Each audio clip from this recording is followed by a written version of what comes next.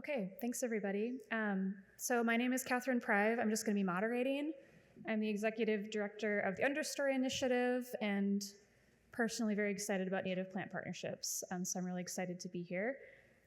First, we're going to hear from Matt Schinderman from Oregon State University, the East Cascades Native Plant Hub, which they're calling a unique partnership. So I will let him kick it off. And I have not seen Maisa Miller, who's the next speaker, so maybe come find me if you arrive. Thanks.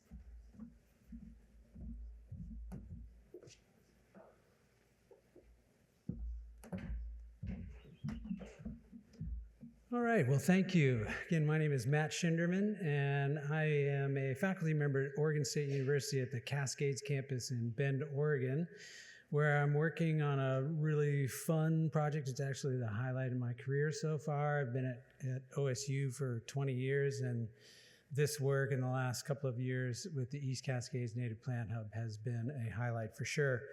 I'm here with my colleague and friend, Rick Martinson, who is the executive director of Worthy Environmental, which is a nonprofit arm of Worthy Brewing, and a partner in the plant propagation facility I'll be telling you a little bit about here in a minute.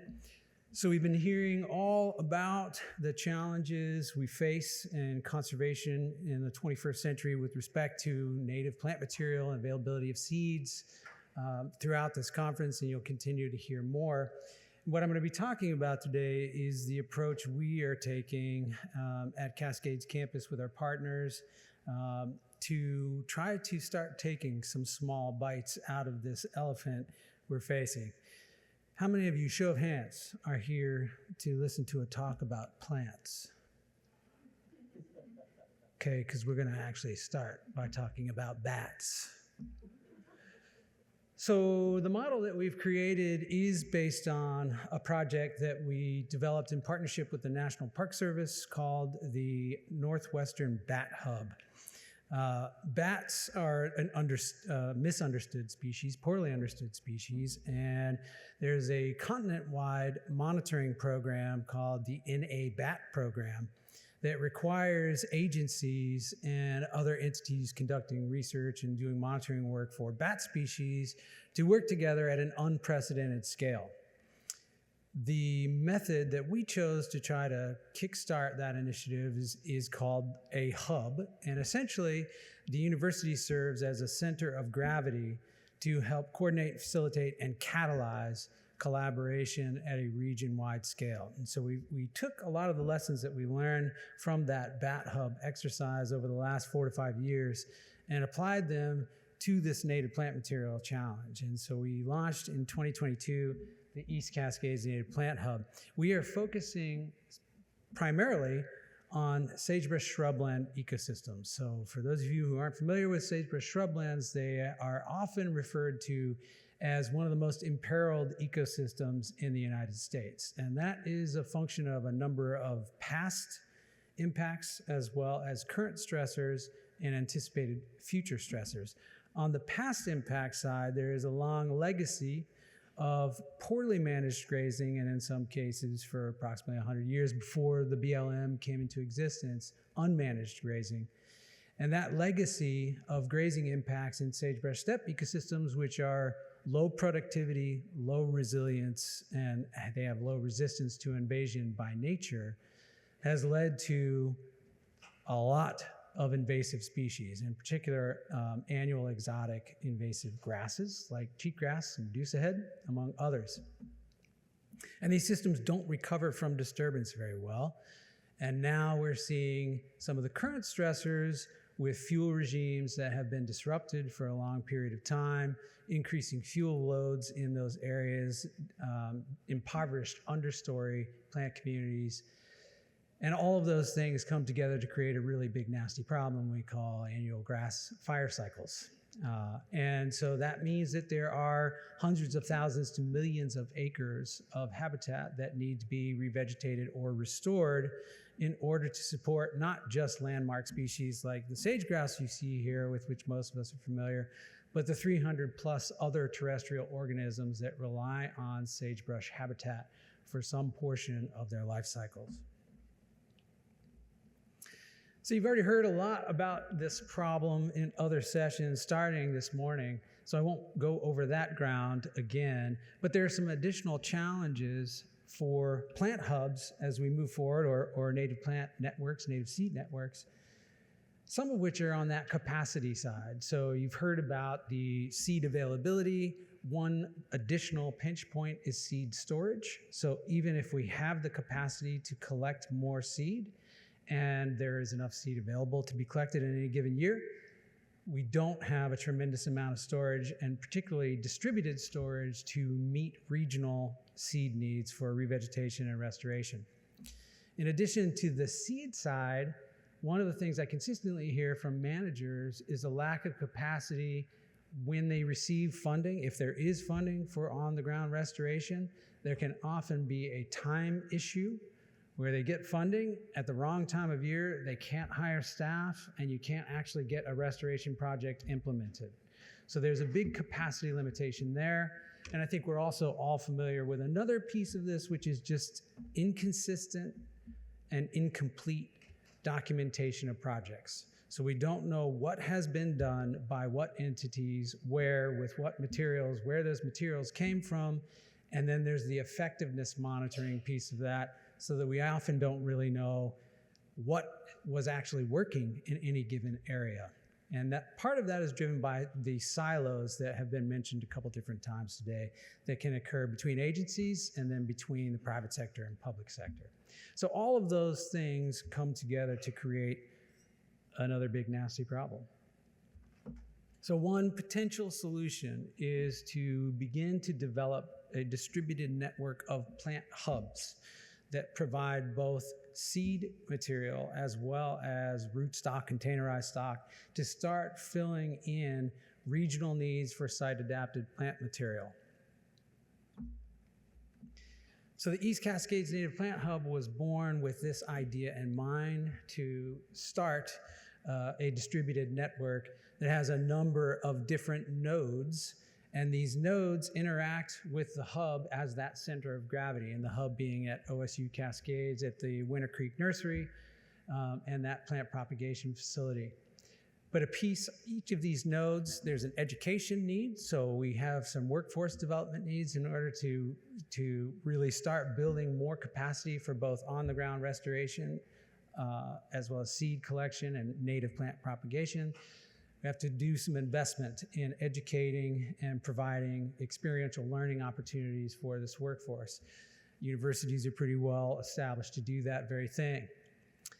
We also want to use the capacity we have as a university to hire and train individuals to be a part of restoration teams and seed collection teams that can be fluidly deployed to meet regional needs, whether those needs are from federal agencies or state agencies or private lands or tribal communities for that matter.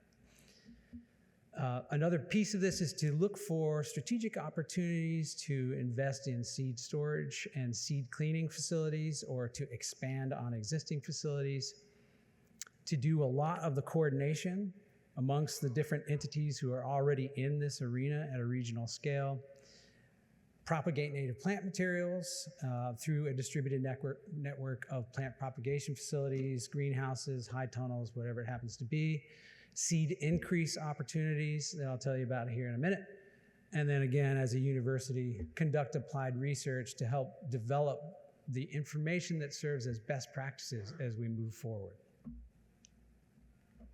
So I'm going to go through a series of our projects here to kind of identify how we're doing or how we're going about that process. The first project is John Day Fossil Beds National Monument, where we have been working with park staff on a number of different projects. What you're looking at in this image is one of 4 old fields, agricultural fields, that are part of what is called the Kent Ranch Historic District. The park has the unusual challenge of managing, protecting agricultural resources within the park boundaries as part of the park's origins. So the Kent Ranch was, prior to the monument being established, it was a working sheep ranch.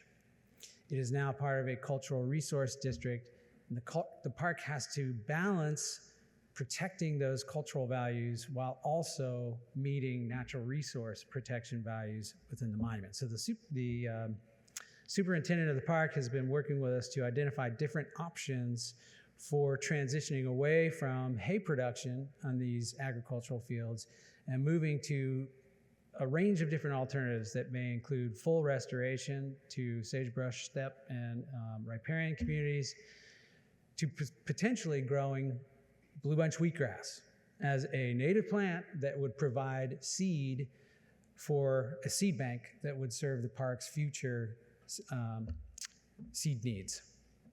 In addition, we've been utilizing our seed collection teams to begin collecting seed within the park in different areas, and we have been storing that seed, some of which will be used for a seed increase. So we're working with Benson Farms, represented out in the now I can't even remember what that area is called, but they're outside. And the idea is that over the next 4 to 5 years, we can really amass a seed bank that will be utilized for restoration and post-fire revegetation within the monument. And then lastly, we're collaborating with the park and the Confederated Tribes of Warm Springs on a project to restore a tributary of the John Day River within the monument boundaries, where there is a fish passage barrier, and there will be both riparian and upland revegetation needs. So we'll be working with the tribal nursery out of Prairie City to collect seed and generate those plant materials for that restoration project. We switch agencies, stay within DOI. Now we go to a U.S. Fish and Wildlife National Wildlife Refuge at Minidoka. Their refuge has a greenhouse where they have been propagating native plants for restoration projects within refuge boundaries and on adjacent refuges. And they had most of the materials available to install a second greenhouse, but needed additional funding to complete that installation, as well as some funding to help support staffing of that particular propagation facility. In the nearby area, there are a number of national park units, including Craters of the Moon National Monument, City of Rocks National Reserve, Hagerman Fossil Beds, all of which would like to work with different entities to service their sagebrush restoration and revegetation needs. We're hoping that this facility can become one of those nodes that serves regional needs with our assistance. I mentioned City of Rocks. We have a pretty exciting project happening there that is really a fuels management project. Some of the sagebrush ecosystems in the park are a little bit overdue for some disturbance, and fuel loads are relatively high. But they also have invasive plants in many of those areas. And so what we're attempting to do is work with the Upper Columbia Basin Inventory and Monitoring Network of the National Park Service. It's one of the science arms of NPS, to develop an experimental approach to fuels management that will involve weed treatments, mechanical manipulation of vegetation, and then follow-up planting of native species. So we're sending our crews to collect seed in that park. Some of that seed will go to Minidoka Wildlife Refuge, to that propagation facility I just mentioned, where it will be propagated into plug material that will then go right back into the park in the restoration project. And the remainder of that seed will probably come to our facility in Bend, depending on capacity. So it's really starting to create this network, working across administrative boundaries to achieve something that no one entity could achieve independently. If you haven't been to Lava Beds, it's an interesting case study in Northern California. 2 years ago, 2020, I believe, the 80% of the park burned. The following year, the remaining 20% burned. So 100% of the sagebrush habitat in Lava Beds has now burned. And in the lower elevations, this is a real challenge because there are some pretty stout invasive plant populations.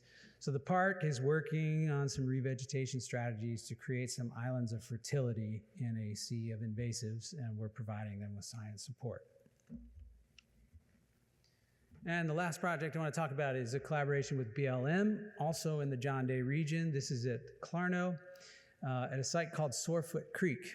And what you're looking at is an aerial image of the Cottonwood restoration site at Sorefoot Creek. That canopy there is all cottonwood that has been restored over the last 20 to 30 years. And to the left of that image, BLM has about 80 acres of old fields that were used for upland bird habitat, and they would like to revegetate and or restore a good chunk of that habitat. So we are working with BLM on a pilot project to do some seed increase on a portion of that 80 acres, and the lessons that we learn from that pilot project can be expanded into that entire 80-acre area. So that's just the 30,000-foot overview. It is very quick. I'd be happy to answer any questions you have about the East Cascades Plant Hub and how we're doing what we're doing. Everybody, since this is, being recorded, I have a microphone if you'd like to make it so that the recording will catch it. So raise your hand if you want to ask a question and I'll come find you. I have a question. What has been the greatest challenge you've faced in your work doing partnership building? The partnership building is not a challenge at all. It's been fantastic. This group of people, and I'm applying that to this broader group, has been extraordinarily collaborative, approaching with open hands, open minds.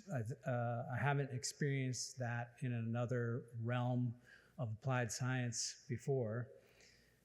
Feels like everyone's pulling from the same end of the rope. The bigger challenge is trying to deal with the massive amounts of money that are becoming available on very short timelines. It feels like we have a lot to do in a very short period of time to put this money to use, and that's a serious undertaking. And then not very much money previously, so it's like a big spike all of a sudden. Yeah. Any other questions?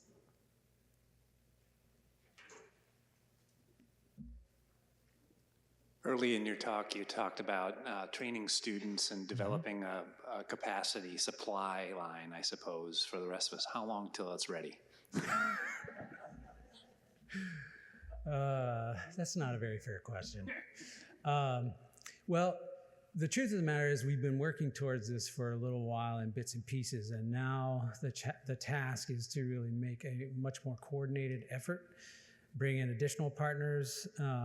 We would really like to bring in OSU Extension as a natural partner for this education and outreach, but I anticipate that 2 years in, we will feel pretty confident about the product we're turning out in terms of a workforce. Right now, we're still working on curriculum for that, so small steps. Yeah, I know. Hard to find. It takes a long time to build academic programs in a big institution. Turning a battleship. Can I get a round of applause for Matt? Thank you.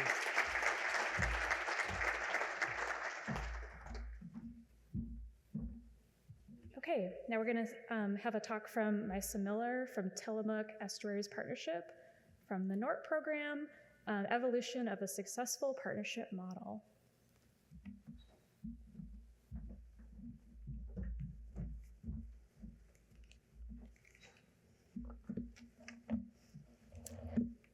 Hi, like Catherine said, I'm Mesa. Thanks for having me. I work with Tillamook Estuaries Partnership. I run their native plant nursery program, and that entails managing their native plant nursery and running the Northwest Oregon Restoration Partnership program that I will refer to as NORP for the duration of this talk. Is this my magic wand? Okay, how does it work?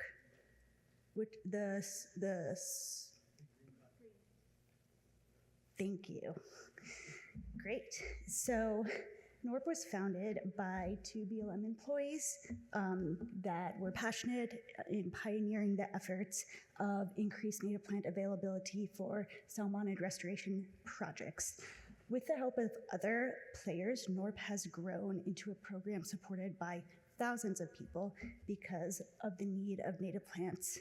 It is a collaboration that now spans about 6,000 square miles and encompasses the Willamette Valley, the Coast Range, and the coast itself of Northwest Oregon. What kickstarted the effort was the listing of the salmonids under the Endangered Species Act. This drove the implementation of various restoration plans, as well as a watershed analysis of 35 different watersheds by the BLM that identified over 400 streams that needed to be restored. Also, at this time in the mid-90s, the Wyden Amendment created an authority for the BLM to invest resources into non-public lands, so in private lands, and that allowed for a greater contiguous effort of healthy watershed processes to exist through restoration so that we didn't have barriers between private and public land management. This, like I said, was through the 90s, and even before the listing of the salmonids, Kurt saw that in Tillamook, and others, of course, saw that in Tillamook, riparian restoration was sorely needed. And the first project was done in 1995, where Kurt took surplus conifers that were going to be burned after logging units were planted and satisfied. And instead of burning them, he repurposed them to restoration entities. The first one was actually Tillamook Estuaries Partnership that now manages the program today. Let's see, so until 2002, all of these efforts were donation-based and volunteer-driven, and then the first grant was written in 2002 that helped us increase species diversity, because before then, we were planted conifers, and everyone in this industry is aware that you need species diversity to allow for complex, healthy ecosystems and watershed processes to persist and enhance habitats for salmonid recovery. So that spurred in 2004 a lot of propagation events with schools and citizens and other partners to enable people of the community to grow their own plant material. And through a long process, the program expanded to become the Northwest Oregon Restoration Partnership Program and be managed under TEP, Tillamook Estuaries Partnership, by 2014. I'm pressing the wrong button. There we go. So, speaking of that expansion, the NORP encompasses about 30 different partners ranging from local, state, and federal entities. They participate in a variety of ways, including funders, educators, volunteers, advisors, seed collectors, plant producers, and land managers. So what does a collaborative approach look like with this many participants? And how are restoration efforts of this size supported? Well, it's through a commonality of shared values. So all these different entities have values that have grounded the program and support its persistence through ebb and flows of various changes over the last 30 years. Those values include stewardship, community engagement, education, and native plant accessibility, of course. The mission of NORP is to propagate and distribute locally adapted, genetically appropriate native plant materials that are robust and large container stock to support projects that collectively address watershed-wide, landscape-scale habitat restoration. The photo on the left is of the Tillamook Basin, and the photos on the right shows a pasture planting, the before and 10 years after, where thousands of native plants from the Tillamook Nursery went into them to create more habitat complexity. That is the Tillamook Nursery right there. On the right is actually the first efforts of native plant production in the early 2000s, also already a very robust effort. Now we are operating as a 100,000 plant nursery at Tillamook. That is a video. I don't think I'm going to be able to get it to play, but maybe. Oh, thank you. Yay.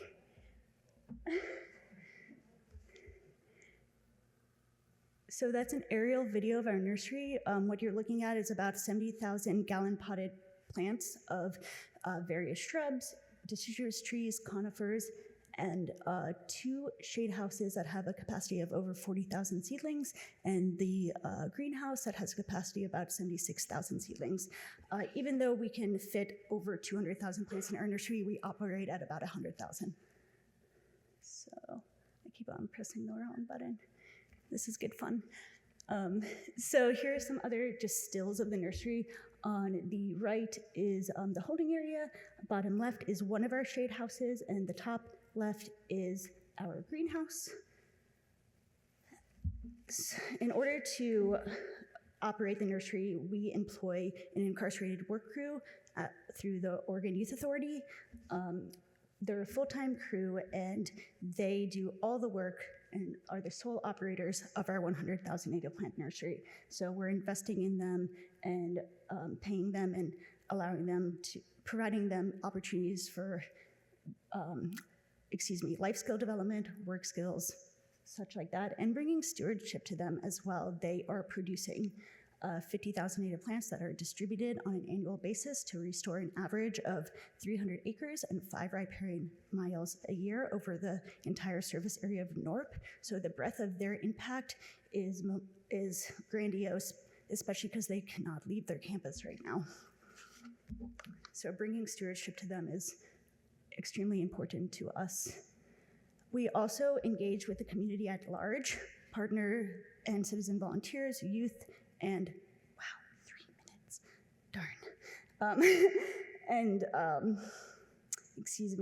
So so we do at-large propagation as well, and let's see, satellite nurseries are scattered over the NORP service area as well, and this is the NORP service area. It is 6,000 square miles. It has 45 different partners, 13 satellite nurseries, and is 8 counties. And we actually got 4 awards through the life of the program. And we have multiple successes ranging from growing and planting 14 million plants that have restored thousands of acres and hundreds of miles. However, even though the scope was very large, we really had to narrow the scope to really invest in the sustainability of the program itself. So what that meant for my tenure is that I had to invest less in satellite nurseries, less in value production, and less in engagement of the partnership, and internalize the efforts of the program and optimize the systems of the nursery itself, which meant infrastructure increases, species diversity, and fiscal and sustainable plans. So that means that we actually cut our program in kind of like almost by half. Our service area is 4 counties instead of 8, and we have about 30 partners instead of 45.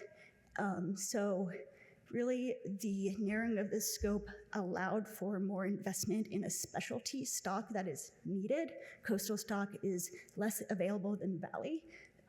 And what happened with that realignment was the ability to internally invest in the personnel of the program and actually hire a completely other full-time position instead of having one position do all the grant funding and the nursery propagation. We now have a native plant scientist that does the propagation, and I was able to realign my focus to do a new fiscal model.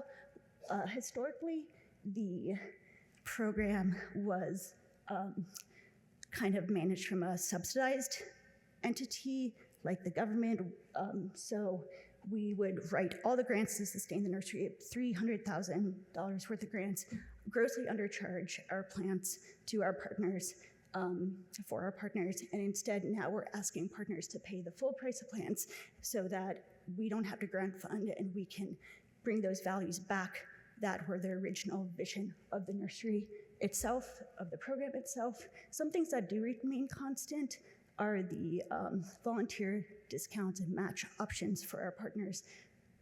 So what we are doing is like shifting a paradigm where our partners are putting some skin in the game, and they're contributing to the NORP partnership instead of having one person do all the grant funding and the plant production. Our partners are now asking of adequate plant money for their projects, and it's more of a bottom-up approach than a top-down approach, and it ensures the sustainability of the program in that way.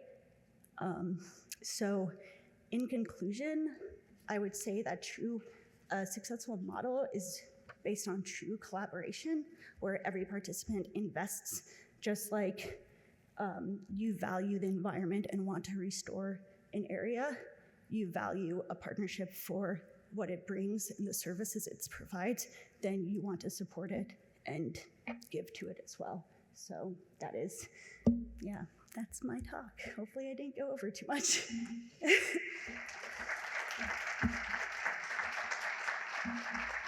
I wanted to make sure we had some time for questions too, so. I noticed you didn't see that bulkhead, so I might want to point that out to the speakers. What's, Because she didn't notice her presentation was down there the whole oh no, yeah. time. Looking at the screens. It's all right. We all do that stuff. Yeah, any questions, and I'll come and find you with the mic. So when you were making that decision to downsize and focus, what was your biggest struggle to make that decision? Yeah, it was hard to feel like I wasn't representing the needs of the partner. And it was a very tenuous situation where, like, internally, where, like, I wanted to provide for the partnership and do what I thought was best, but really what's best is, like, serving the program and having everyone collaborate instead of, yeah, trying to do it all. So I think just my paradigm shift was the hardest. And, like, owning that and being okay with it and, like, telling the partners that this has to happen. So, yeah, thanks for asking. Got a question over here.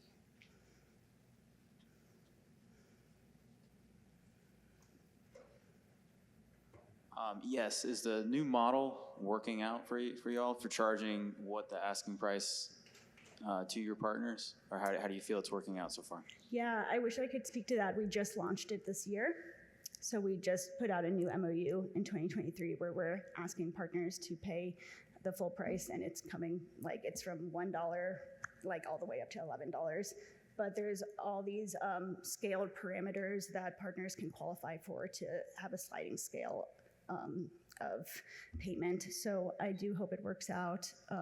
It should, because we were applying to the same grants as the partners were, so with us not applying to them anymore and the partners just adding more in their asks, their planned budgets ask, I mean, the same money is coming out of the pot and it's less competition for grants. So, and we are literally the only nursery that provides our unique stock type that is needed.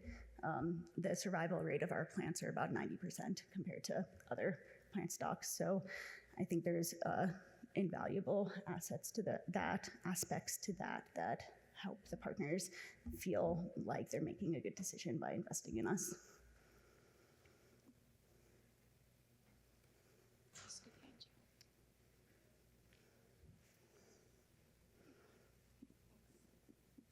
First, I want to say that great work.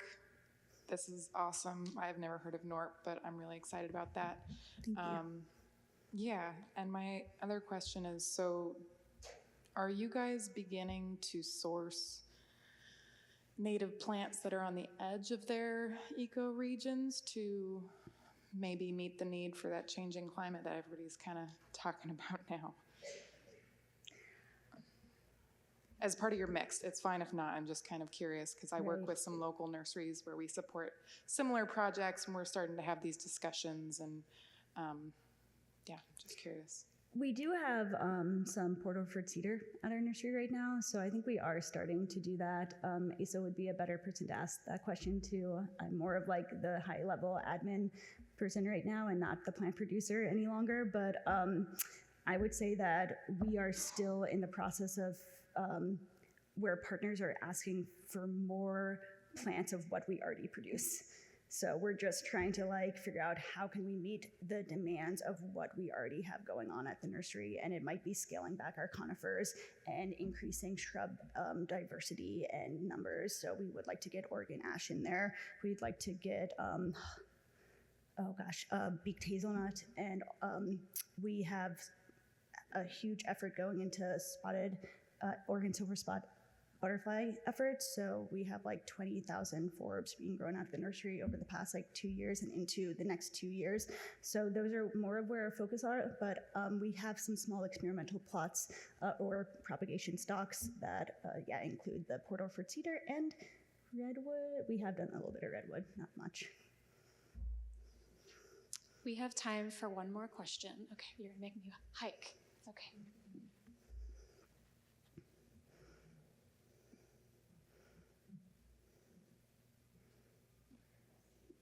Oh, thanks. Meet me in the middle. Appreciate it. How would you improve collaboration with the BLM, if you have any suggestions?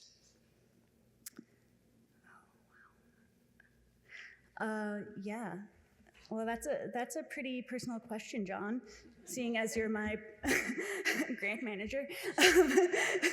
So, I mean, it would be nice, ideally, to streamline and optimize our agreements.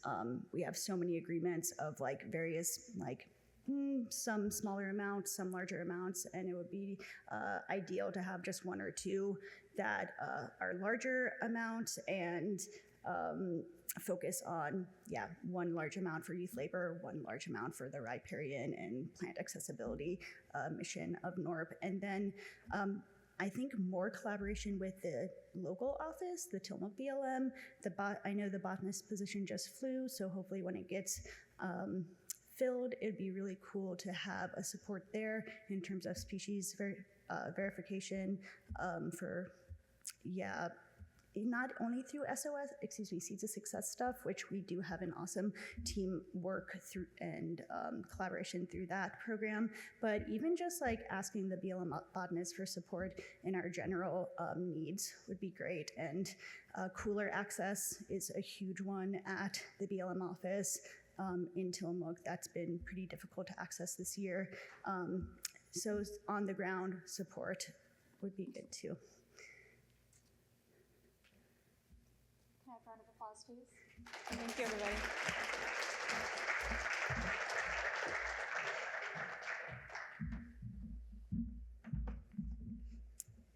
Alrighty, now it's time to hear from Donna Harris and Beth Flowers from the University of Wyoming and the Wyoming Native Seed Strategy Partnership.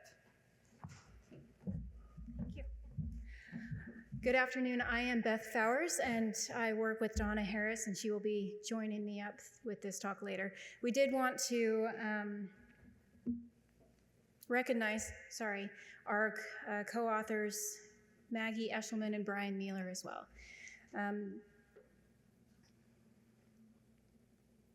I clicked the wrong green button.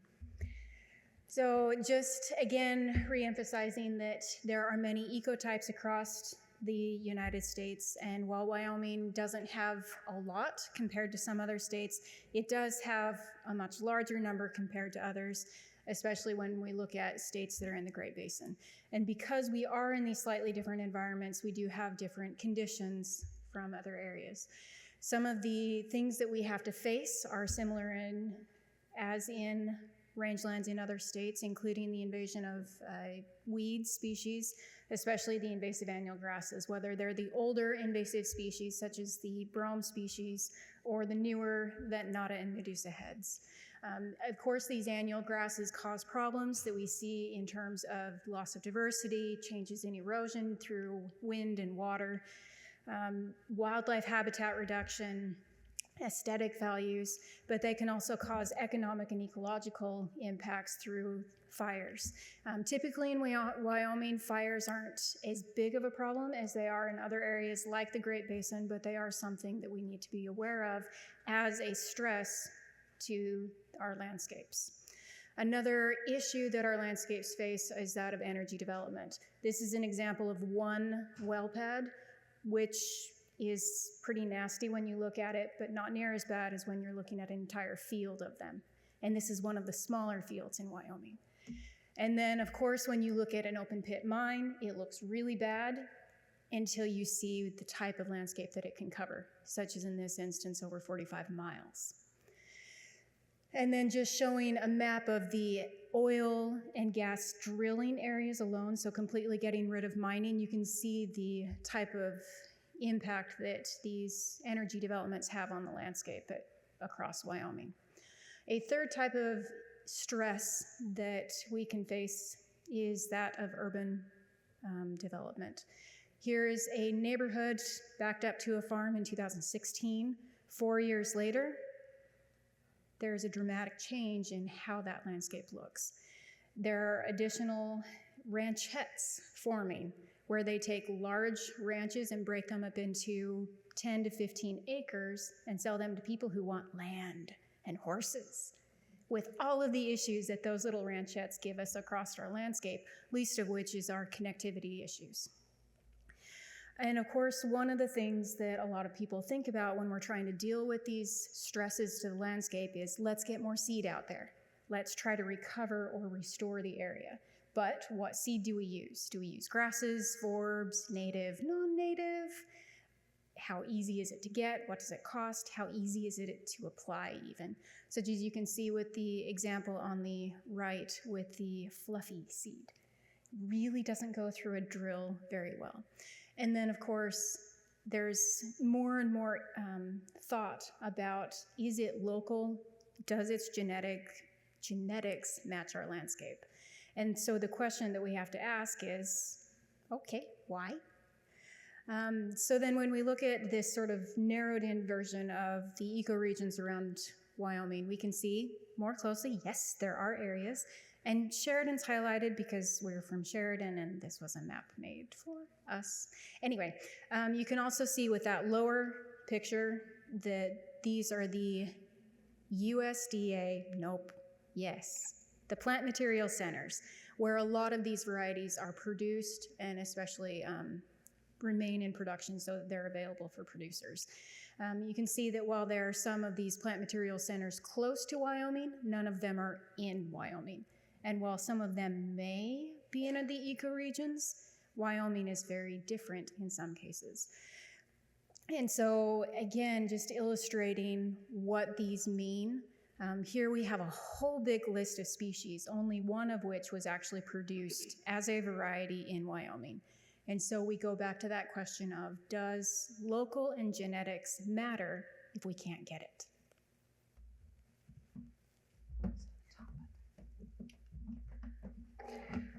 So with all this in mind, one of the things we've done is, and this was done by Maggie Eshelman, who couldn't be here, but she's with the Nature Conservancy in Wyoming. And she sent out a survey to native seed users within Wyoming. She sent it out to 112 different seed users, and she received 60 responses back. And restoration practitioners, according to the survey, spend about $3.9 million on reseeding annually. And some of the questions that were asked in the survey, do your projects occur on public or private land? So of the 60 responses, there were 32, or about 53%, that work on both public and private land, and 21% just on public.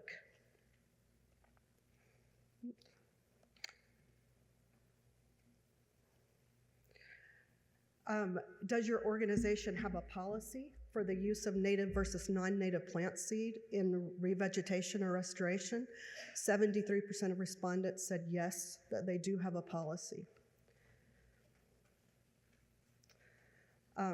Does your organization have a specific policy about sourcing seed within a certain distance of the revegetation project site? 75% of the respondents said they did not have a policy associated with sourcing seeds from a certain distance. Those that did respond yes, the distances varied from 30 miles or equal elevation to 50 to 100 miles to 250 miles within national park boundaries within the state of Wyoming or as close as possible. Does your organization preemptively plan for seed needs at least a year in advance, or does it procure seed on an as-needed basis? Very few respondents, 17%, said that they preemptively plan for their seed purchases. And many organizations either buy seeds as they are needed or do a little bit of both. What types of restoration reclamation projects do you use direct seeding for? And this ranged from habitat improvement to engineering, construction, roadside work, post-herbicide treatment after treating for annual invasive grasses, prescribed burn, post-wildfire restoration, mine closure, renewable energy development, and oil and gas development. And then we asked them to list up to 5 native species that the organization would like to use in their restoration projects, but cannot for some reason. And the vast majority of people wanted more forbs. The winter fat was actually the most requested species, and as you can see in the pictures to your right, as Beth was saying, winter fat is one of those fluffy seeds, so it's very hard to harvest, it's very hard to clean, and it's very hard to reseed. So, conclusions from this survey. 2 barriers. There's 2 barriers to using an ideal native seed mix in Wyoming. Lack of availability of species that they want to go into this mix, and cost. At our first meeting, one of the growers mentioned that they were asked to grow certain species by a buyer, and after they produced the seed, the buyer backed out due to cost. So the Wyoming market potentially is less volatile than other markets because as of now, it's not necessarily wildfire based. So it's more about planned projects. And 2 things that definitely are conclusions from this survey is that we need more communication or feedback loop between producers and users, and we need to encourage seed users to preemptively plan. So for the Wyoming native seed strategy, we wanted to make sure that it does align with the national seed strategy. And it includes a diverse group of partners, including agencies, educational institutions, non-governmental organizations, and seed industry representatives. And you can see some of them listed here. One thing I will say also, that when developing this Wyoming seed strategy, we want to address several things: information gaps, capacity needs, and market considerations. We want to think about goals and objectives for Wyoming in particular, and thinking about a path forward. How can we develop a list of partners and other organizations to start including in developing and implementing the seed strategy? So there's 5 topics included in the strategy outline that we're working on. Stabilizing, expanding, and developing markets, so consistency across seed market needs, and we really need more species that are available. We want to determine barriers to cooperation and communication, and this does include the potential of seed contracting options. Increased number and diversity of species available. So we are in the process of creating a priority list, both of commercially available species as well as ones that are unavailable currently, and then start thinking about current and future needs. Policy, infrastructure, coordination, funding needs. We want to determine if we need a seed storage warehouse within Wyoming, and where it would be and the feasibility of getting that. As far as education, we want to provide forums to foster communication between growers and users. And we want to develop a database that will list species that have been tried and what has been successes and failures within that, and then create best practices for growing, harvesting, and cleaning and reseeding these species. And then based on that, when we can start thinking about research and development, what are barriers to commercial production for some of these species? And are there priority species that will definitely benefit from more of local seed sourcing? So I think I'm going to turn it over to you now, Beth. Yeah. Okay, so as part of this opportunity for us to sort of increase our understanding of what's happening across the state and expand what we had in our little group meeting to make this seed strategy for Wyoming, we had a smaller, very select group of people that we invited to tell us about their issues with seeds. We invited individuals from mining companies, reclamation companies, monitoring companies, federal agencies, state agencies, to tell us about how they source seed and the issues they have, thinking that with this information combined with the strategy that we could better access and create this seed strategy for Wyoming. And there were some major issues that we came across with this meeting. One of those was, of course, communication. The producers said that very rarely is there any feedback, so they don't know what to grow. They're guessing on what they're going to plant and hoping that someone buys it, with the result that sometimes there isn't a lot of diversity because they're going to stick to something that they know they can sell rather than something that they hope they can sell. And then there's issues with communications that lead through all these others. Additionally, there were issues with how people design mixes. One of the individuals talked to us about, he said that engineers will sometimes make these mixes, and they don't care anything about what it's actually like on the ground. They'll go to a catalog and pick this species and that species and this species without looking at the biological side. While ecologists will make their dream mix without really caring about how much it costs or is it even available. And then they sort of have to figure out this middle ground. And then, of course, there's also the side where once they have these seed mixes, you go to a vendor and all they want to do is they want to sell you seed.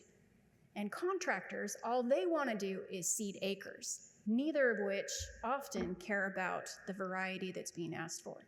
So there's this issue with seed mixes and communication, and we're hoping that we can sort of fill those holes and figure out what we're doing.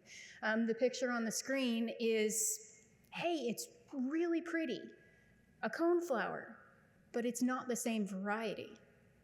And someone who doesn't know that they're different may not realize that it matters. And then, of course, the final issue that really came out strongly with this meeting was that of availability.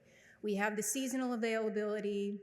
Does it grow the same year to year? No, because of climatic conditions.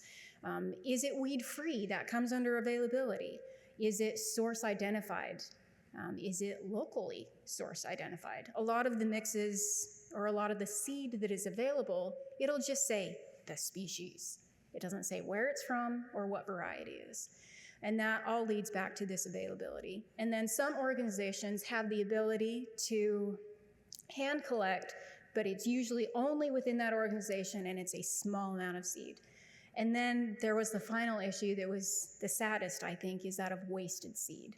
Not just that it went in the trash can, but it was either applied at a rate that was too high, it was misseeded, so the seed didn't have a chance to grow and survive, or it was a seed that wouldn't have lived there anyway because it was the wrong species or variety. And so we're going to use these resources, the resources of the Nevada seed strategy, as well as the national seed strategy. And I'm pointing this way because the next speaker is talking about the Nevada seed strategy. But so we're going to use all of these resources to do our next step, which is the easiest of all, right? We're going to articulate the seed strategy for Wyoming and implement it. Easy, right? Anyway, that's our next step. And we just wanted to let you know that we are working towards this as a state for something that we can come together with. And we thank you for your time and attention.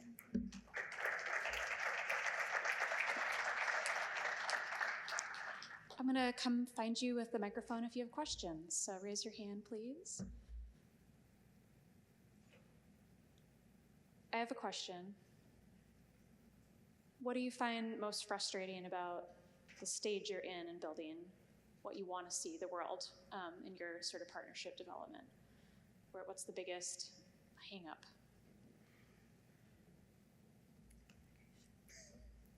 You can have a list. We could do a spreadsheet. We could. Donna, I looked to Donna and we both agree it's communication. Okay. You know, we all have these ideas, we all have something that we want to see happen, but it's really hard sometimes to get us all on the same page and talking about this together, even if we believe in the same things. And then, of course, it gets even harder when we don't believe in the same things. So, communication.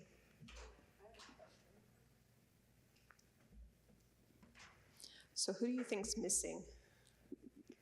We tried really hard to get the group, and you know, in that little list that I told you, that was unfortunately a little bit last minute. So trying to go forward and figure out who's missing, we will continue to figure that out.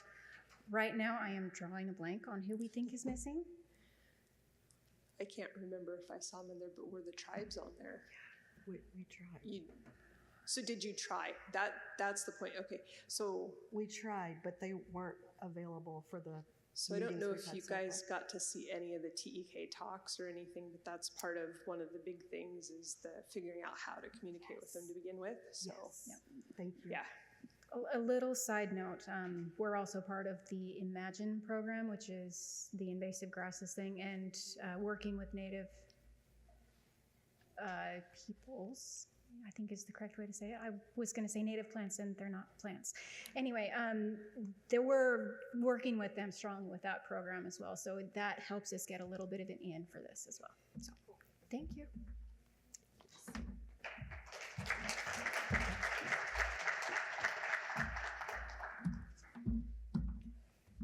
All right, I'd like to welcome Megan Brown from the Nevada Department of Agriculture and Sophia Heston from the University of Nevada, Reno.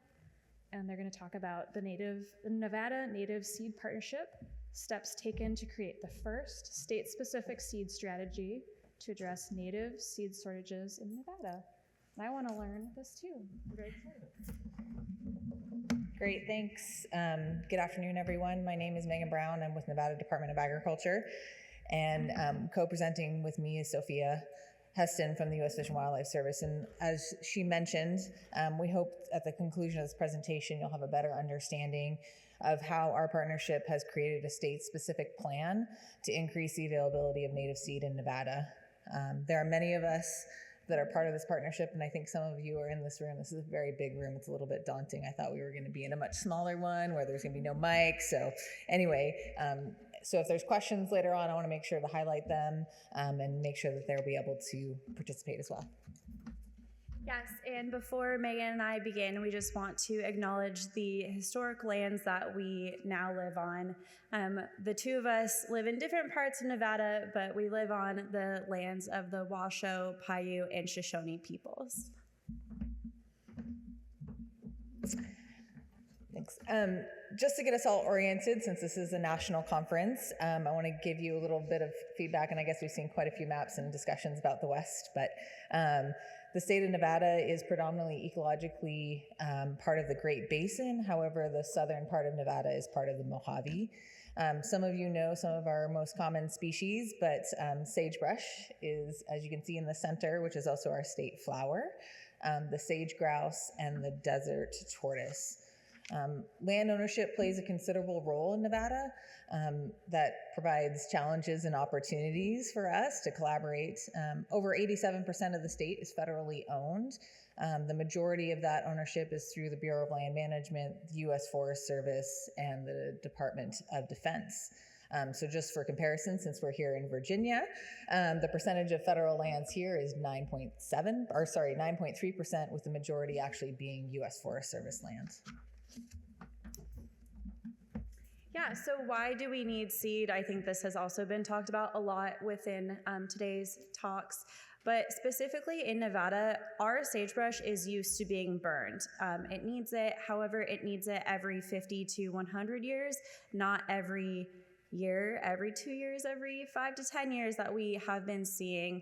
And it's not necessarily an issue of fire, it's more so the invasive species that come in after those fires, which of course increase further fire frequency, they increase the native species, and then we have a loss of our native seed sources. We've also heard a lot about genetics of the seed that we are collecting and putting back onto the landscape. When we have fires, we lose a lot of our genetics of our native plants, and then it also decreases our resistance and resilience to further fires.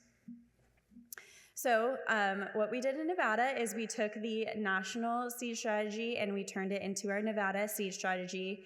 They look a lot the same because we wanted it to be very digestible. Also, if you want to take home your own version of the Nevada seed strategy, we have a bunch printed and they're on the table up there and then also at the table we were sitting at. So if anyone is looking to pare it down for themselves, we would love for you to take one of ours home so that you can look further into that.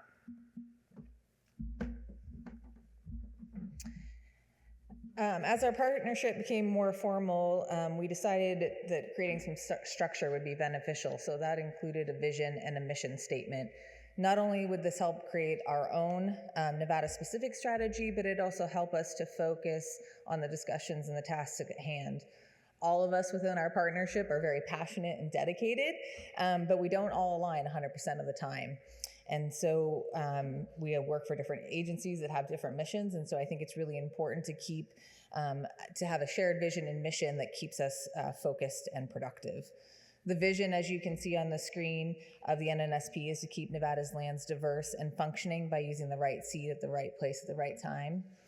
And our mission is we are a partnership helping Nevada increase the availability of genetically appropriate seed to restore diverse plant communities and sustainable landscapes. And I think the hard work that happened at the beginning of our partnership has really helped us be successful we were recognized in the National Academies of Science publication. Yes, and so much like the national strategy, it's getting late in the evening. The Nevada seed strategy also has 4 goals. First, focusing on seed needs, then going to research, and then development, and of course, communication, since we all know that is one of everyone's biggest hurdles.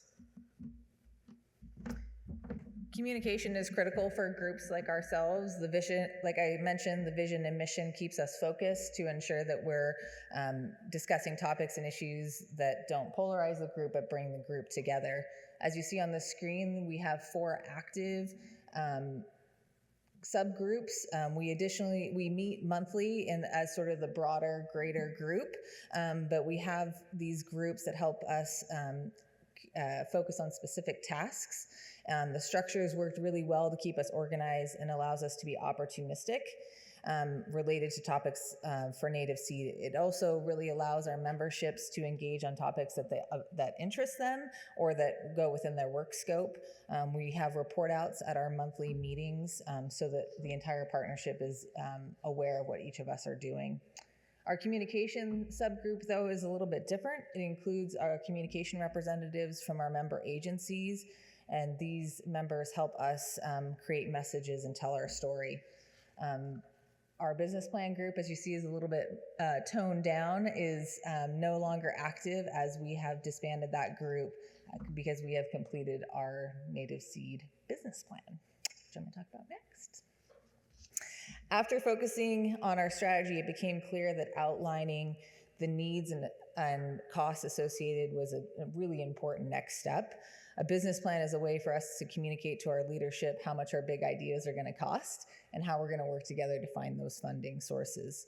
We finished our business strategy in 2001. We have an economist who was part of our group, and he really helped us pull dollar figures together to be able to put dollar figures to each one of our actions within our strategy. Our plan only shows the costs moving forward and didn't analyze our ongoing work or the work of the NNSP members, like our staff time for our meetings, etc. The accomplishments you're going to see in the later slides are all captured in the numbers that you see here. So for goal 1 for the seed needs, this is continued support of the Seeds of Success collections. For goal 2, this is funding for research for genetic management and germination projects. For goal 3, this is seed forecasting tool that was created. And for goal 4, this is continued communication not only internally but externally with our producers. Yes, so going forward into our communication, both internally and externally, we do have that communication subgroup. And the biggest lift that they have done is our beautiful website that we have shown up here, and then also on the bottom of this screen, I hope you all can see it, is the website link. Also, if you just Google the Nevada Native Seed Strategy, it will take you to this website. It was really important for us to make sure that we communicate between all of our agencies, but also to the public. And it was really helpful to have all of our communications folks help us out with that. Megan and I are not communications folks, much like the rest of the people in our partnership. So getting that outside help has been extremely useful to us. Also, this makes sure that we don't reinvent the wheel. If NDA is going to post something to their website or to their Facebook page, we all just push it forward instead of each one of us having to recreate a new post or a new website. This website has also helped us out because we had a lot of people coming to us and asking for all of the different resources that are on this website, like our business plan and our seed strategy, and this is all hosted within one site, which has been extremely helpful. Additionally, in trying to avoid duplicate efforts, we have come together for our seed collection strategies and needs. Again, we do the Seeds of Success program, and as you can see, we have so many different agencies working with this together. This is really near and dear to my heart. This is how I wound up in Nevada. I was on the first Fish and Wildlife seed collecting team based out of Reno, and that was a great way to get involved with everything that we have been talking about today. And it's also just very interesting to see how these different agencies have kind of switched roles a little bit. Our newest thing is that we have the University of Nevada, Reno has really bolstered its seed cleaning technologies. And so now we're gonna be able to send a lot of our collections there instead of having to rely solely on Bend. Bend has done a great job over the last multiple years, but they are simply getting inundated by how many collections are being made across the country. So we really thought it was important for us in Nevada to have our own seed collecting or seed cleaning resources.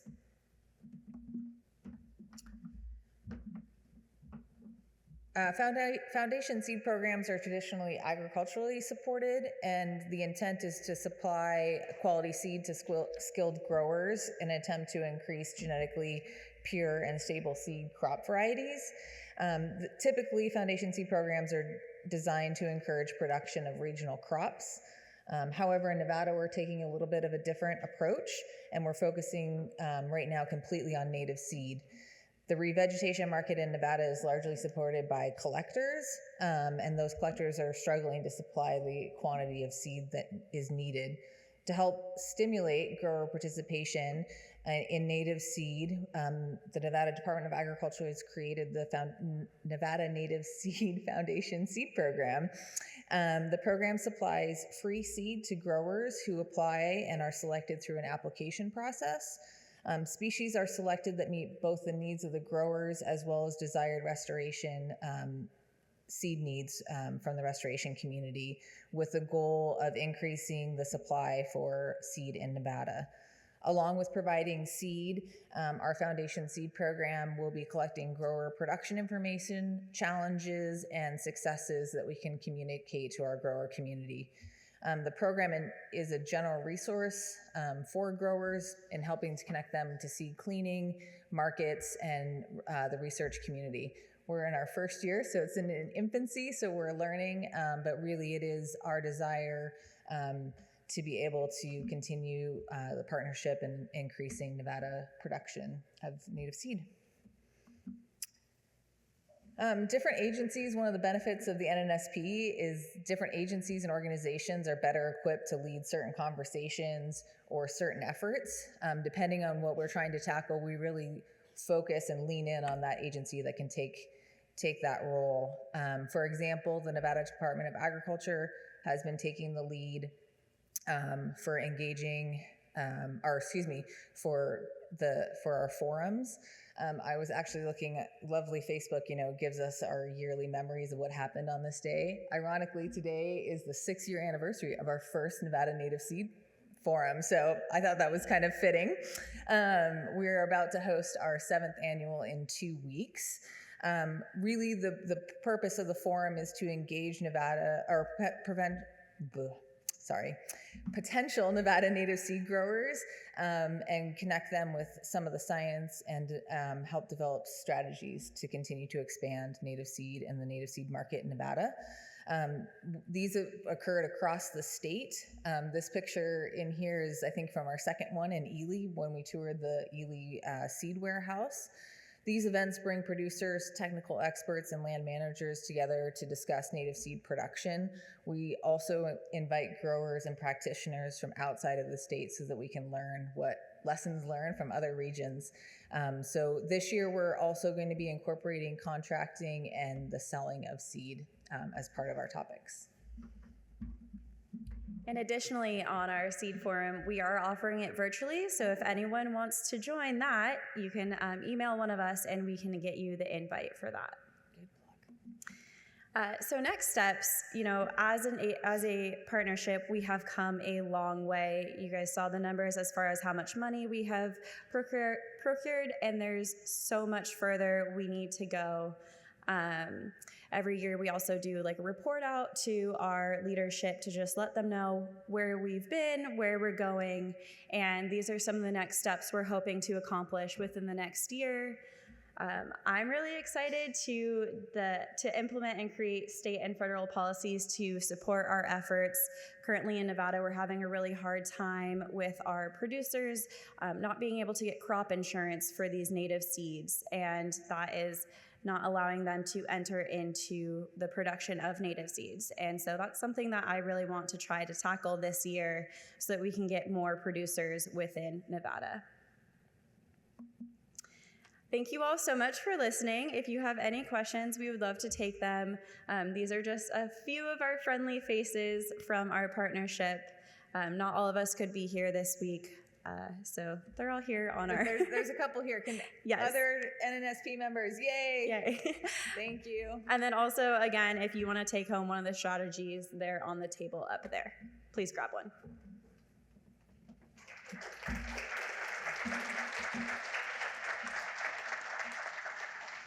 I see a question, so I'm going to walk over, and then maybe if you have a question after, raise your hand ahead of time and I'll start my journey. Well, thanks so much for the work you're doing. Regarding your last comment, I get all these emails from USDA and NRCS about funding that can support private landowners, but I am having a hard time deciphering which ones would be appropriate for native seeds. So can you help me with that?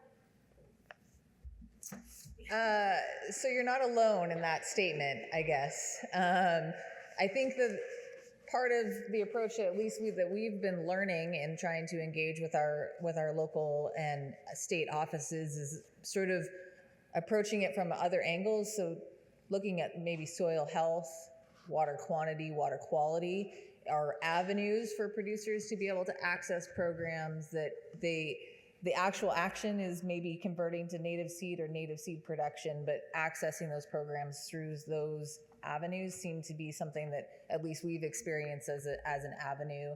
I think the agency is aware that this sort of stuff is happening, but I think they need more technical communication about some of the barriers and some of those sorts of things. But that's been our experience. I don't know if Sophie.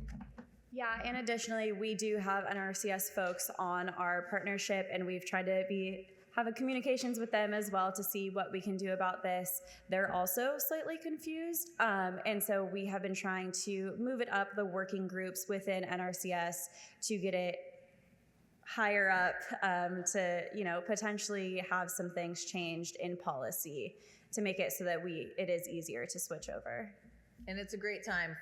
It's Farm Bill season, so I think it's a unique opportunity for those that want to engage in the areas and avenues that you have. I mean, if we're going to make some changes, Farm Bill is a great one. Any other questions? Hi, thanks. So just to follow on that, I would say two things that I've learned over the time at U.S. Fish and Wildlife Service about what I hear going on with USDA and NRCS. And certainly I don't speak for them, but I know that they're customer oriented. They say that they are there to serve what the customer's asking for. So customers need to ask for things in this realm, right? So if customers don't ask for native assistance with native plant technology or germination, cultivation, those sorts of things, apparently that is one thing that speaks to them. And then from the national side, I think there are a group of us who are working on that. It's recognized in the seed strategy that these farmers take a lot of risk onto themselves, and to not be able to qualify for crop insurance, they have to use their own personal homeowners insurance and things like that. So I think definitely pushing the message up the stream that you're pushing it, and then also from the national level trying to get that message up high, I think would be really useful, because people just don't even realize how crippling that could be. Thanks. Yeah, that's a good point, in that it does really need to start to come from the farmers. And so we try to push that a little bit at the seed forum as well, where we want to be advocates for them, but also we need them to go forward and advocate for themselves as well to help us help them. Are we out of time for questions? There was a gentleman in the back. Oh, yeah, we can do one more. We're a little bit running out of time, but it's late in the day. We're going to get a little bit relaxed.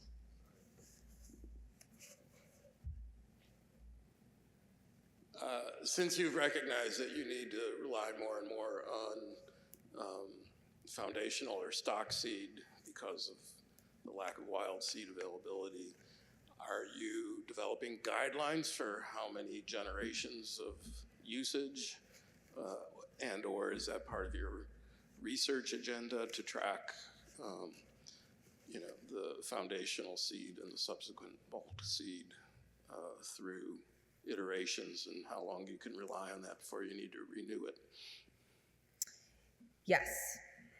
There's a lot of nuance to that question, but yes, the Foundation Seed Program is tracking genetics, and our goal, and it's imperfect at the moment, and we have short-term and long-term goals, and so I think, but yes, we are tracking that genetics, and I think the understanding, and I'll let Sophie talk from the research perspective of putting some hard barriers on genetic limits and gens for each of the different species, but I think to start, we're going to start where we can start with what we have, and I think be as transparent with the agencies that will be purchasing the material as well as the growers that are going to be growing them. But we do want to create space for the variety of that production, but obviously starting with source, Gen Zero from wildland collected or collected seeds similar to the Seeds of Success program, with initial grow outs, and that Gen 1 will be the source for the, and I'll let you talk about the research. Yeah, the really great thing about having UNR be part of our partnership is that we have great advisors who are looking for graduate students, and we definitely get to utilize them as far as putting in the research behind this. So that is definitely something that we have been looking into. We don't have an answer for it yet, but luckily we have great people to do that research at UNR. Thanks.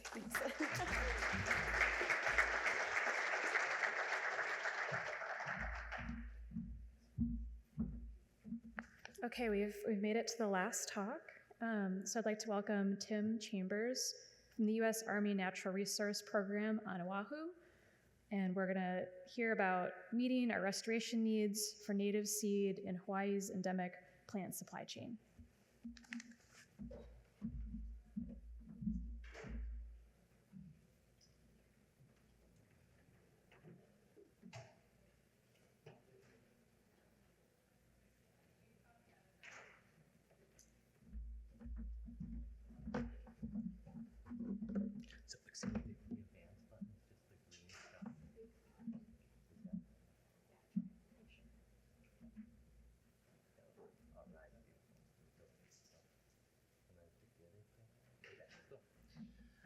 All right, well, thanks everybody for attending this session. I'm really excited to be here. I've never taken part in this conference, and it's quite exciting. Anyway, today I just want to kind of give a little bit of a story about our capacities in the state of Hawaii, our partnerships and our networks that exist from which we can build our supply chain and continue to develop our supply chain. And so I represent a small working group, although I do work for the U.S. Army's Natural Resource Program on Oahu. I'm representing our statewide partnerships across multiple agencies. So this presentation was kind of developed through a small working group that we put together to really start to look at our seed supply chain, investigate our capacities, and look at our limitations and try to develop ways that we can build our capacity further. So I guess it's reasonable to give a little bit of context. Hawaii is very different than the rest of the United States, obviously. You know, we're a very isolated archipelago. We are about 2,500 miles from everywhere in the middle of the Pacific Ocean. And as a result, we have a really unique context and many similar challenges, but maybe more intensified challenges that maybe some of the rest of the country sees. So, you know, Hawaii archipelago represents a vast majority of the global climate zones, maybe save something like tundra and ice caps. But we have alpine, subalpine habitats. We have coastal habitats. We have tropical, dry, mesic, and wet forests. And we have changing landscapes through volcanic activity on the Big Island. Sorry. So, and in our eroding montane landscape, there are diverse niche development and microhabitats, which has led to some really prime examples of adaptive radiation. And some of these examples we can see here is like our Hawaiian lobelias, which, you know, 125 species have evolved from one introduction event. And in the animal world, especially with our avian animals, similar has happened, you know. So the Hawaiian honey creepers is a great example. So 26 species evolving from one introduction event and taking advantage of these niches through time. So, but we face a tremendous amount of threats to our flora. Human impacts, the introduction of ungulates and other mammal species, i.e. rats and mice, pigs and goats. We have tremendous invasive species issues that I think on a scale, it's kind of hard to understand if you come from the mainland. And obviously in the mainland United States, we have tremendous invasive species issues, but they are replacing our native flora rapidly. And we're watching this happen day by day. So I just want to kind of give a little context to the Hawaiian archipelago and its disturbance regimes. You know, today, of the 4 million acres that make up the Hawaiian archipelago, about 1.3 million acres are dominated by native species, but 1.5 million acres are really dominated by introduced and invasive species. And that does include some mixed systems where we do have native plant representation, but they are almost novel plant communities in this respect. And then the difference there is really human-occupied landscapes, so pasture lands, agricultural lands, and urban developments, right? So that's kind of the conditions right now on the ground. And we are, as many people say, maybe the rare plant or endangered plant capital of the United States, or maybe even the world. And some people have maybe even said the extinction capital. Let's go back here 1 second. And so, yeah, today we have over 450 federally listed endangered species that we have to work with and manage. Yeah, so it's a tremendous effort that needs to go into that.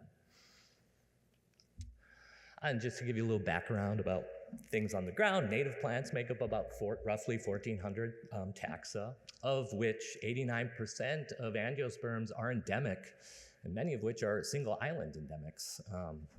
And about 74% of our fern and lycophyte flora is also endemic in the same way. We estimate that about 10% of the flora is already extinct, right? And that right now, if about 30% of our flora, 553 taxa, are listed taxa with the federal government, and we have about over 200 taxa that have less than 50 individuals in the wild at the moment, and over 100 taxa that have less than 10 individuals. So this is critical. We work in a critical environment, and it is changing rapidly, especially with the impacts of climate change day to day as we experience this. And so many of the threats that also impact our landscape are fire. We have, through our kind of human-dominated landscape, created fire-prone habitats, and the Hawaii flora does not respond well to fire. There is very little native response post-fire, and so we have some big challenges there to work with. So from that, I just want to present Laukahi, which is our Hawaii Plant Conservation Network. And Laukahi is a volunteer alliance of agencies, organizations, and individuals aiming to protect Hawaii's rare plant species through coordinated conservation efforts by implementing the Hawaii Strategy for Plant Conservation. And the strategy, well, we'll give you a little background here. We are a 31 charter member organization with additional 12 partners contributing to the network. And the network is supporting all sorts of conservation projects and activities, and we engage 5 major partnerships. That is communications with the Center for Plant Conservation, the Hawaii Conservation Alliance, the Hawaii Rare Plant Restoration Group, the Hawaii Seed Bank Partnership, and a newly created botanical garden group that is working together to start to focus more on conservation efforts. Basically, this network is drawing on all of our experiences so we can improve, communicate, improve our practices, and move forward effectively together. So this is just an example. Obviously, the Hawaii Strategy for Plant Conservation mirrors that of the global Strategy for Plant Conservation through the Convention on Biological Diversity, but it has been tailored and adapted to the context of Hawaii. So these are some of the objectives and targets, and I don't want to dwell on this. I could talk for a long time on this, and I'm not going to. So, but I just want to point out the Hawaii Seed Bank Partnership has the Laukahi network has already built tremendous capacity within the state, and you can look at we have 75% of our species of conservation importance. Now that's IUCN red listed taxa, that is federally endangered taxa, that is taxa that aren't listed but highly critically endangered through our plant extinction prevention program, and then ecologically important species in our state wildlife action plan and culturally significant species. Okay? And under the umbrella of Laukahi, we developed the Hawaii Seed Bank Partnership, and it is made up of 25 organizations with about 60 members, and it includes both seed bank practitioners, so those operating seed storage facilities, but also just restoration and conservation practitioners that can inform what the seed banks are doing and what services we're supplying to the conservation and restoration community throughout Hawaii. So let me see if I want to go back one. I'm just hitting buttons here willy-nilly. Okay, so here are some of the objectives of the Seed Bank Partnership. And it was supposed to say established in 2012. Sorry, it's my dyslexia. But increase communications among seed banks, consider structures of other conservation networks so we can prove our structures as a partnership, data compatibility and sharing, cooperative research, development of shared protocols, and prioritize capacity building for increasing seed banking throughout Hawaii. And today we have pretty much seed storage facilities on all major islands. So on Oahu, we have the Lion Arboretum Seed Bank. We have the U.S. Army Natural Resource Program Seed Bank. Kauai has 2 seed banks, one operated through the state Department of Forestry and Wildlife, and the other at the National Tropical Botanic Gardens. Maui Nui Botanic Gardens represents a seed bank, and then of course on the Big Island, the Hawaii Island, is the Hawaii Island Seed Bank. And then there are other kind of storage efforts happening throughout the state that are really what I want to call restoration storage, but operations within DOFA or other entities like Hawaii Volcanoes National Park that are storing seed so they have access to the materials or some materials for restoration work and conservation work. So anyway, through the Hawaii Seed Bank Partnership, starting in 2009, we really wanted to look at, okay, we have really built a lot of capacity around rare plant management and rare plant conservation in the state, and that is where the bulk of our focus is for very good reasons. It is a critical that we manage those taxa, but we maybe have not paid as much attention to our more common flora and the restoration of ecosystems across the state.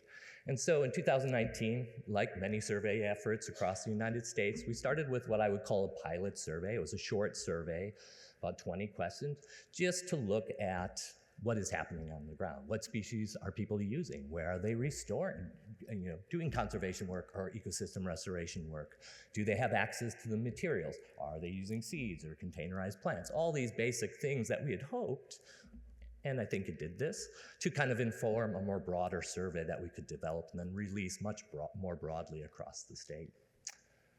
And it did just what it did. It showed us where a lot of the work is taking place and what kind of plant communities and habitats. It showed us a little bit where people are getting their plant materials, and I think this slide, shows a strong limitation. If you don't grow it yourself, you're probably not going to get it. But 59% of the respondents suggested they had to pretty much produce the materials on their own. Let me go back there. But there is some commercial industry for native plant production, but it is very limited. So, looked at how many plants people were using in the year, and is this what you need? And I think the answer in the survey was answered quite correctly. No, this is what we can get and use. That's what's available to us. We wanted to understand if people are using seed directly into the landscape as a restoration tool. And we found that, yeah, the majority of them on some level are doing some of that. Sorry, I'm touching that button the whole time. And these are areas that we want to consider where the limitations lies and build capacity, and so incorporate into a broader survey in the future. Although we're all doing this on the side of trying to save the flora of Hawaii, so we don't have any strict deadlines here. And then, the number of species frequently used in various restoration events. So here, we were able to ascertain things. We know what taxa people are using.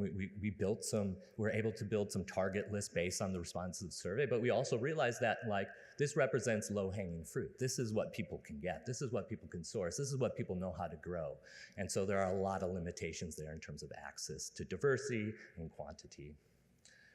So quickly, because I got a lot of slides and I don't want to keep everybody here, I just kind of wanted to give you a quick tour using, the native plant material diagram and kind of give you a tour of our current capacity through that diagram.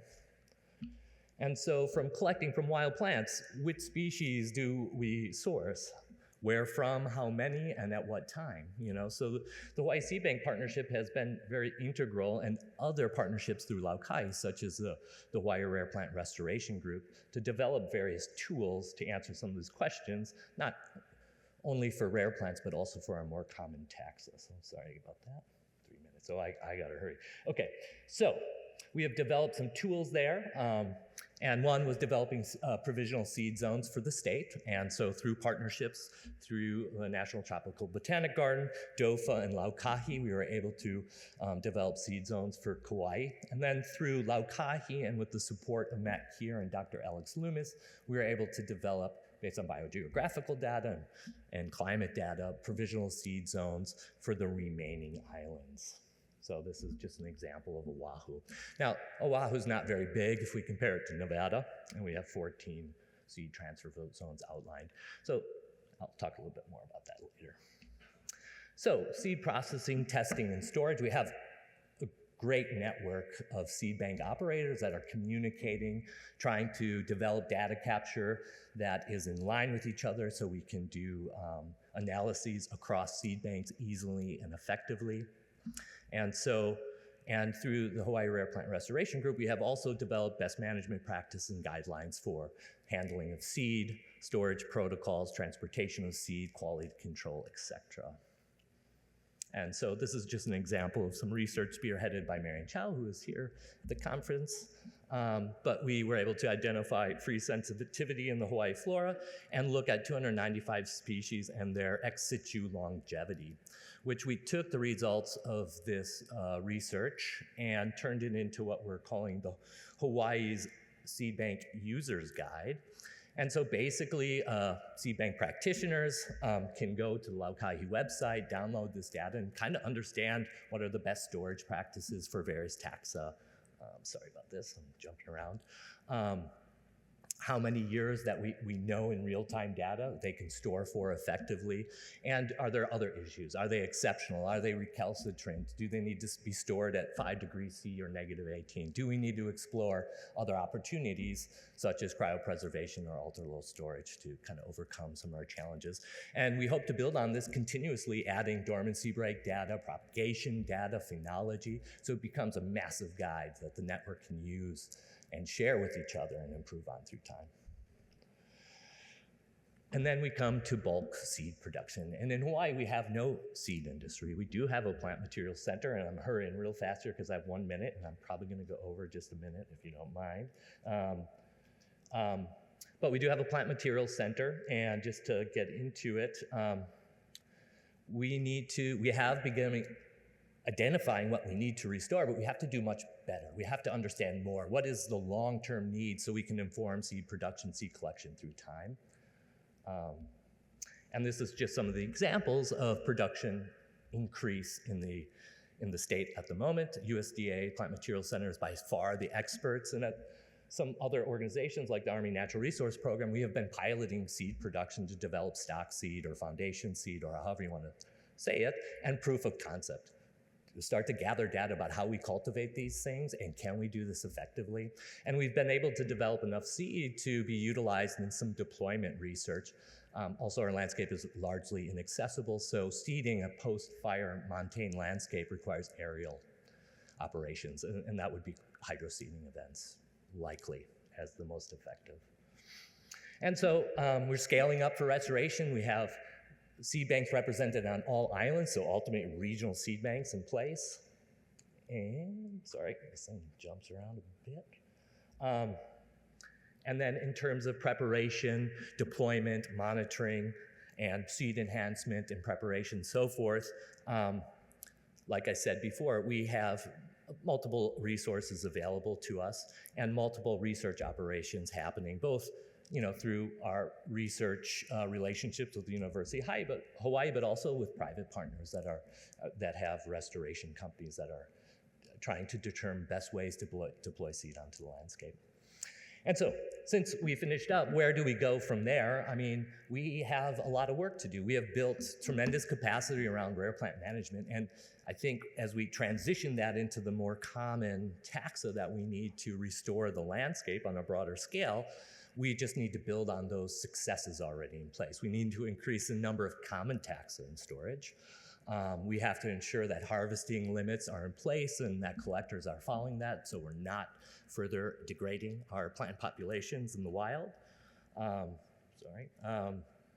We have to test the relative efficacy of our provisional seed zones and hopefully make them climate smart.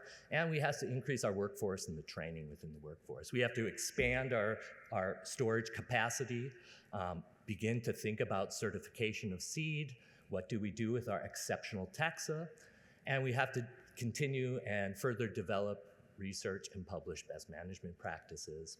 And in the seed increase realm, we are in our infancy. We need to quickly increase seed production areas, engage commercial growers, if possible, or private landowners that might want to become commercial growers by defining potential markets for seed and reducing market risk, maybe through state or federal contracts, things like that.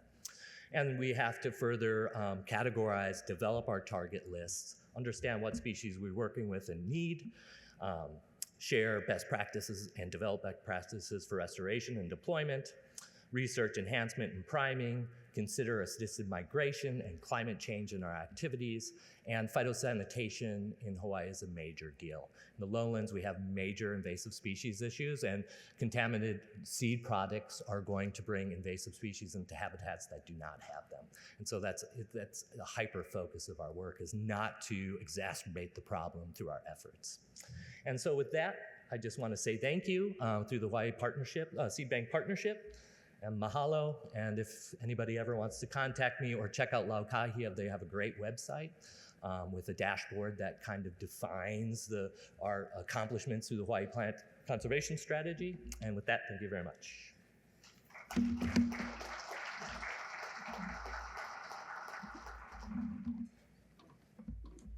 I guess I'll use this one. So yeah, it's time for the poster session. If you want to stick around for questions, I'd be open to that, but I want to let you all know we're past the 5 o'clock time period. So a couple minutes, you're okay. Do I have a question in back? Yes, okay.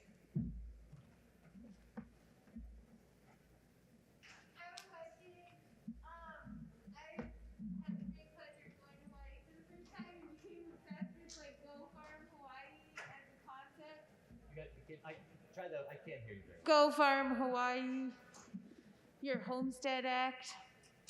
Go Farm Hawaii. Go Farm Hawaii. Okay, yeah. Yes. I'm not. So in listening to you talk, I was wondering if there was any effort to connect with those young homesteaders in the community college to do seed increasing in that environment. Yes.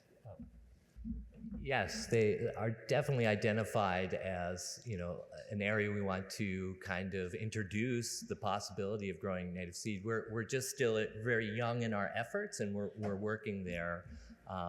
And we're trying to, across multiple agencies and collaborators, try to do this kind of on the side. So that is definitely an area we've identified, and as we move forward with our plans and our developments, we'll definitely head that way.